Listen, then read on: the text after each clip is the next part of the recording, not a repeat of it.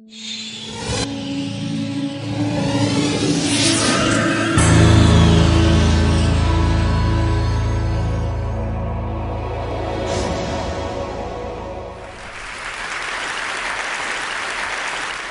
a garbage man. And you might find it interesting that I became a garbage man because I absolutely hate waste. I hope within the next 10 minutes to change the way you think about a lot of the stuff in your life. And I'd like to start at the very beginning. Think back when you were just a kid. How did you look at the stuff in your life? Perhaps it was like these toddler rules. It's my stuff if I saw it first. The entire pile is my stuff if I'm building something. The more stuff that's mine, the better. And of course, it's your stuff if it's broken. Well, after spending about 20 years in the recycling industry, it's become pretty clear to me that we don't necessarily leave these toddler rules behind as we develop into adults. And let me tell you why I have that perspective. Because each and every day at our recycling plants around the world, we handle about 1 million pounds of people's discarded stuff. Now, 1 million pounds a day sounds like a lot of stuff, but it's a tiny drop of the durable goods that are disposed each and every year around the world, well less than 1%. In fact, the United Nations estimates that there's about 85 billion pounds a year of electronics waste that gets discarded around the world each and every year, and that's one of the most rapidly growing parts of our waste stream. And if you throw in other durable goods like automobiles and so forth, that number well more than doubles. And of course, the more developed the country, the bigger these mountains. Now, when you see these mountains, most people think of garbage. We see above ground mines.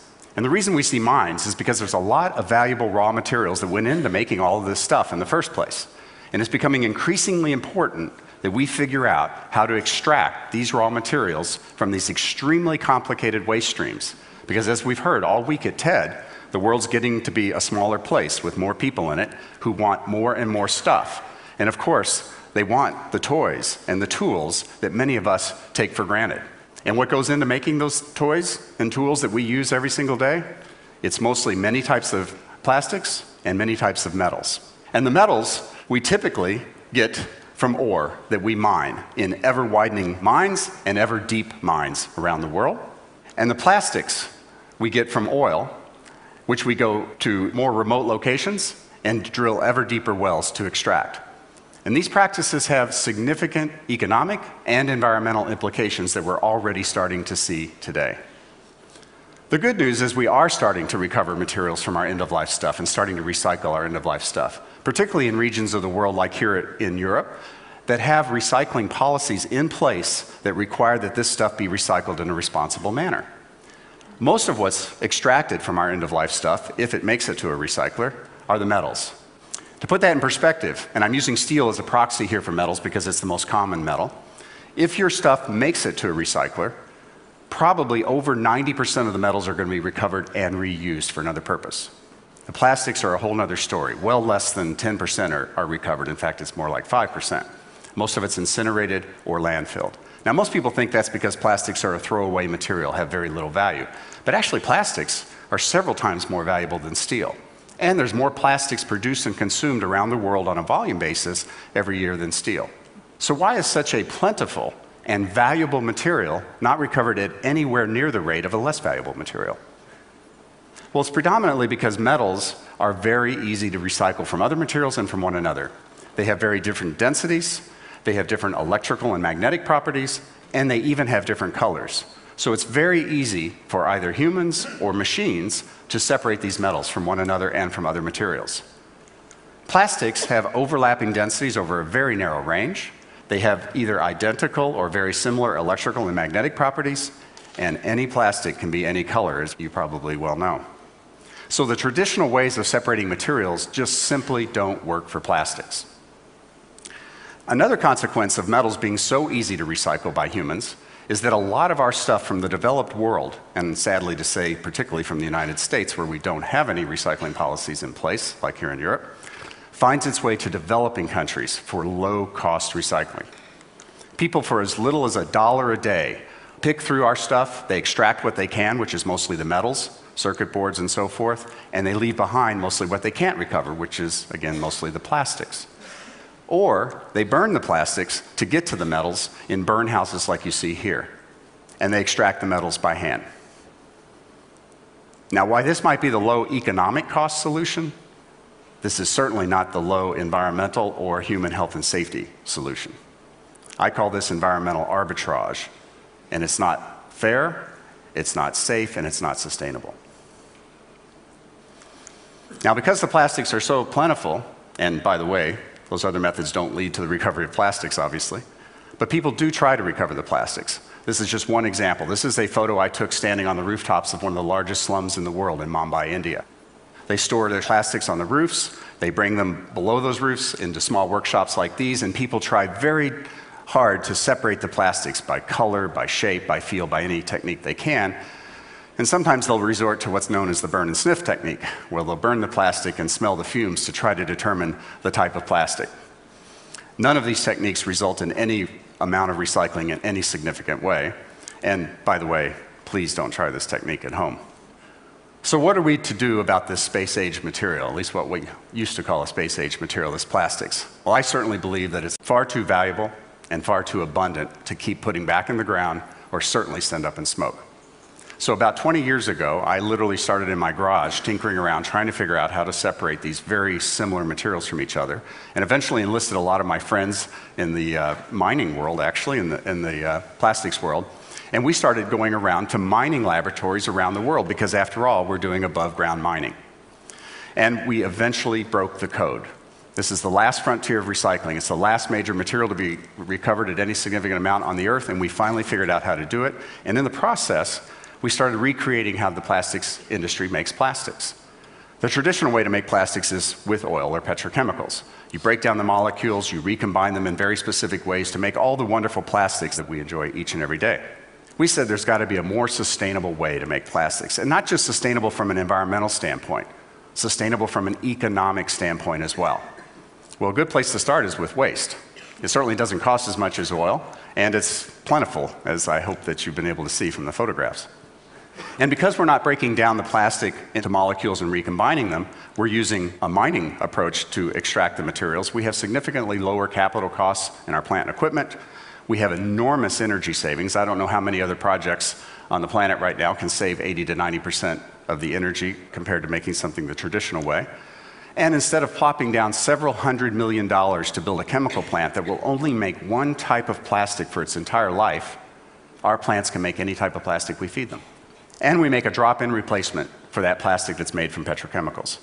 Our customers get to enjoy huge CO2 savings, they get to close the loop with their products, and they get to make more sustainable products. In the short time period I have, I want to show you a little bit of a sense about how we do this. It starts with metal recyclers, who shred our stuff into very small bits. They recover the metals and leave behind what's called shredder residue. It's their waste. A very complex mixture of materials, but predominantly plastics. We take out the things that aren't plastics, such as the metals they miss, carpeting, foam, rubber, wood, glass, paper, you name it, even an occasional dead animal, unfortunately. And it goes in the first part of our process here, which is more like traditional recycling. We're sieving the material, we're using magnets, we're using air classification. It looks like a Willy Wonka factory at this point. At the end of this process, we have a mixed plastic composite, many different types of plastics and many different grades of plastics. This goes into the more sophisticated part of our process, and the really hard work, multi-step separation process begins. We grind the plastic down to about the size of your small fingernail. We use a very highly automated process to sort those plastics, not only by type, but by grade. And out the end of that part of the process come little flakes of plastic, one type, one grade. We then use optical sorting to color sort this material. We blend it in 50,000-pound blending silos. We push that material to extruders where we melt it, push it through small die holes, make spaghetti-like plastic strands, and we chop those strands into what are called pellets. And this becomes the currency of the plastics industry. This is the same material that you would get from oil. And today, we're producing it from your old stuff. And it's going right back in to your new stuff.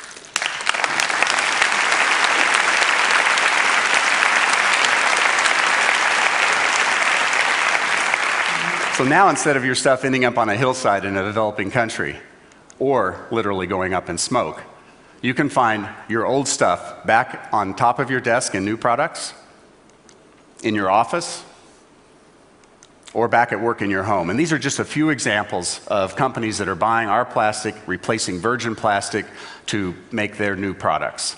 So, I hope I've changed the way you look at least some of the stuff in your life. We took our clues from Mother Nature. Mother Nature wastes very little, reuses practically everything. And I hope that you stop looking at yourself as a consumer. That's a label I've always hated my entire life. And think of yourself as just using resources in one form until they can be transformed to another form for another use later in time. And finally, I hope you agree with me to change that last toddler rule just a little bit to, if it's broken, it's my stuff. Thank you for your time.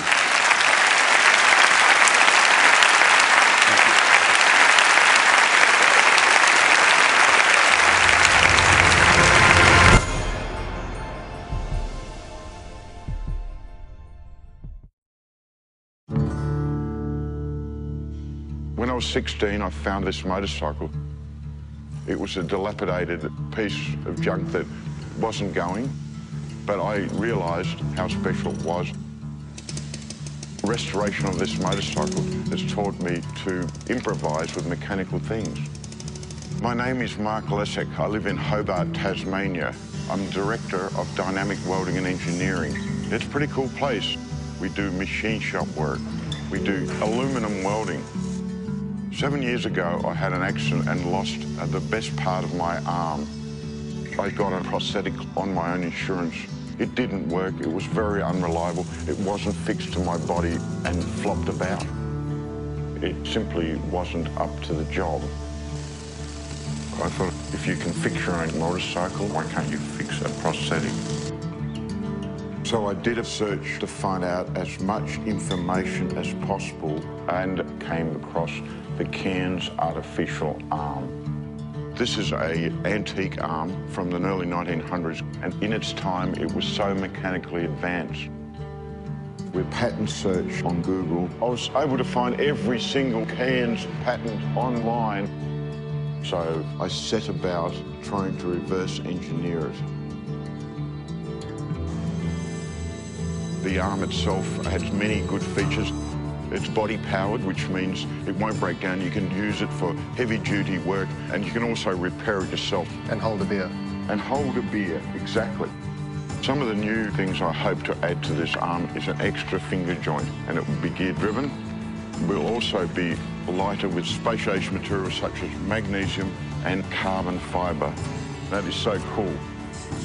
Well, if you think how many people have lost limbs but can't afford the new electronic limbs, I mean, it is rewarding knowing that one day people will be able to wear something that Mark and I are working on. My hope for this artificial arm is to wear it and share it so amputees can live a normal life again. It doesn't matter if it's a bike or an arm or your life. If you can take it apart, if you can understand it, you can make it better.